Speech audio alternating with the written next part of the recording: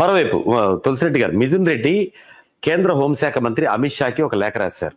ఎక్కడైతే ఇక్కడ కల్తీ మద్యం తయారీ కేంద్రాలు ఎక్సైజ్ శాఖ పట్టుకుందో దావాణంలా మొత్తం వ్యాపించింది, చాప కింద నీరులా ఆంధ్రప్రదేశ్లో చాలా చోట్ల. దీని మీద సిబిఐ ఎంక్వైరీ జరగాలని ఆయన లేఖ రాశారు. ఈ లేఖ సిబిఐ ఎంక్వైరీ జరగాలని ఎప్పుడైతే రాశారో కేంద్ర ప్రభుత్వం ఆ దిశగా అడుగులు వేస్తుందా? దీని మీద సిబిఐ ఎంక్వైరీ జరుగుతుందా? ఓ పక్క అదే కేసులో గత ప్రభుత్వంలో ఉన్నప్పుడు లిక్కర్ కేసులో ఆయన అరెస్ట్ అయి ఉన్నారు, బెయిల్ మీద వచ్చారు ఇందాక నేను చెప్పినట్లు. ఇప్పుడు ఈయన అభ్యర్థనను స్వీకరించి సిబిఐ ఎంక్వైరీ చేస్తారా? ఇప్పుడు ప్రస్తుత పరిస్థితుల్లో సిబిఐ విచారణ చేయాలంటే రెండు మార్గాలు. ఒకటి, రాష్ట్ర ప్రభుత్వం అన్నా అడగాలి, లేదా కోర్టు అన్నా చెప్పాలి. డైరెక్ట్ గా సిబిఐ వచ్చేసి డైరెక్ట్ గా ఎంటర్ అయ్యేదానికి లేదు. గతంలో ఉన్నది, ఇప్పుడు లేదు. కాబట్టి ఏ రాష్ట్రంలో అయినా సరే రాష్ట్ర ప్రభుత్వం అన్నా అడగాలి, లేదా కోర్టు అన్నా చెప్పాలి. రాష్ట్ర ప్రభుత్వము మిథున్ రెడ్డి అడిగినంత మాత్రాన వేరు. అది వచ్చేసి రాష్ట్ర ప్రభుత్వము ముఖ్యమంత్రి అడిగితే వేస్తారు, లేదా మిథున్ రెడ్డి కావాలంటే హైకోర్టు పోయి హైకోర్టు వచ్చేసి డైరెక్షన్ ఇస్తే అప్పుడు చేస్తారు. అంతే తప్పనిచ్చేసి మిథున్ రెడ్డి రాసిన దాని మీద సిబిఐ ఎంక్వైరీ వేసే అవకాశాలే లేవు. తర్వాత రెండవ అంశం వచ్చేసి ఇక్కడ ఈ యొక్క తంబల్లపల్లె, మొలకల చెరువు నకిలీ మద్యానికి సంబంధించి రెండు కోణాలు వస్తున్నాయి. ఒక కోణం ఏమి, ఇది జగన్ ఆరోపణ ఏమి, దీంట్లో సంవత్సరానికి 10,000 కోట్ల రూపాయలు అక్రమ సంపాదన కోసం టార్గెట్ పెట్టుకున్నారు. ఆ 10,000 కోట్లలో 30% పెదబాబుకు, చిన్నబాబుకు, 50% మంత్రులకు, మిగతా వాళ్లకు, ఎమ్మెల్యేలకు, మిగతా 20% వచ్చేసి దాన్ని తయారు చేసే వాళ్లకు, ఆ బెల్ట్ షాపులకు, వాళ్ళకి అది అని జగన్మోహన్ రెడ్డి ఆరోపణ. కాబట్టి దీంట్లో 10,000 కోట్లలో 30% పెదబాబుకు, చిన్నబాబు అంటే చంద్రబాబుకు, లోకేష్ కని, మిగతా 50% మంత్రి కంటే రాంప్రసాద్ రెడ్డికి, ఆ యొక్క కంటెస్టెడ్ క్యాండిడేట్ ఓడిపోయిన జయచంద్రారెడ్డికి, మిగతా కొందరికి ఎమ్మెల్యేలకు 50%, 20% వచ్చేసి ఈ యొక్క తయారు చేసే వాళ్ళకు, వీల్ షాపులకు, వాళ్ళకి కానీ జగన్ ఆరోపణ. దానికి అది అంత కన్విన్సింగ్ గా నేను అనుకోవడం లేదు. ఎందుకంటే నిజంగా అంత ఉంటే ఎక్సైజ్ అధికారులు దాడి చేయరు కదా.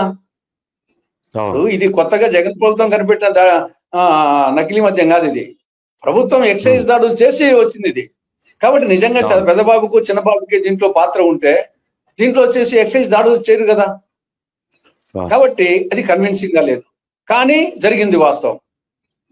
కాబట్టి ఇక్కడ ఎక్సైజ్ అధికారులు స్థానికంగా ఉండే జయచంద్రారెడ్డి కానీ, సురేంద్ర నాయుడు కానీ, జనార్దన్ రావు గారు కానీ వాళ్ళందరూ డెఫినెట్ గా వచ్చేసి ఇన్వాల్వ్ అయినారు.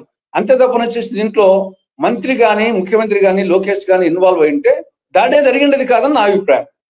కాబట్టి అంత కన్విన్సింగ్ గా లేదు జగన్ ఆరోపణ. రెండవది, కొందరు ఆరోపణ ఏమి, పెద్దిరెడ్డి రామచంద్రారెడ్డి దీన్ని ఒక ఇష్యూ చేసి ఈ యొక్క నకిలీ మద్యం ద్వారా అనేక మంది చనిపోయేట్టుగా చేసి, దాన్ని చూడు ఈ గవర్నమెంట్ హయాంలో నకిలీ మద్యం ద్వారా వచ్చేసి చనిపోతున్నారని చెప్పేసి తను పెద్ద ఇష్యూ చేయాలనే ఉద్దేశంతో, ఇది పెద్దిరెడ్డి రామచంద్రారెడ్డి అనుచరుడే ఈయనక జయచంద్రారెడ్డి, ఆయన ద్వారా ఇది ఒక కుట్ర అనేది ఇంకొక యాంగిల్.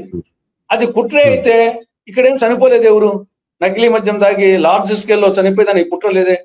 ఇక్కడ ఖచ్చితంగా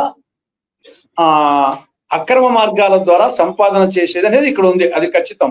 ఆ అక్రమ మార్గాల ద్వారా సంపాదనకు నాకు తెలిసి డెఫినెట్ గా జయచంద్రారెడ్డి, మన కంటెస్ట్ చేసిన క్యాండిడేట్ సురేంద్ర నాయుడు, తర్వాత మిగతా జనార్దన్ రావు, వీళ్ళందరూ వచ్చేసి ఎవరో సంపాదన కోసం చేసిందే తప్ప దీంట్లో రాష్ట్ర ప్రభుత్వము ముఖ్యమంత్రి యాంగిల్ ఉందన్నా కానీ, లేదా వచ్చేసి పెద్దిరెడ్డి రామచంద్రారెడ్డి యాంగిల్ ఉందన్నా కానీ నేను కన్విన్సింగ్ కాలేకపోతున్నాను.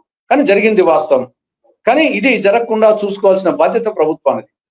కాబట్టి ఇక్కడ ఇబ్రహీంపట్నం కానీ, ఇది కానీ, ఇటువంటి అనేక చోట్ల ఉన్నాయి. ఇవే కాకుండా బెల్ట్ షాపులు విపరీతంగా ఉన్నాయి. మండలానికి 4 మద్యం షాపులు, 40 బెల్ట్ షాపులుగా తయారైంది.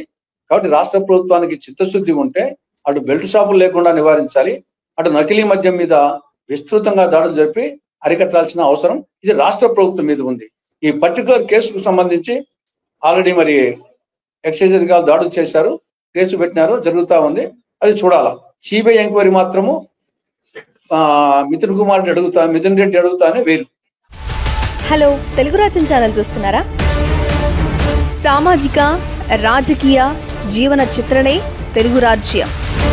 అతిశయోక్తులు, అసత్యాలు ఉండవు. రాజకీయ కోణం కాదు, ప్రజా కోణమే కొలబద్ద.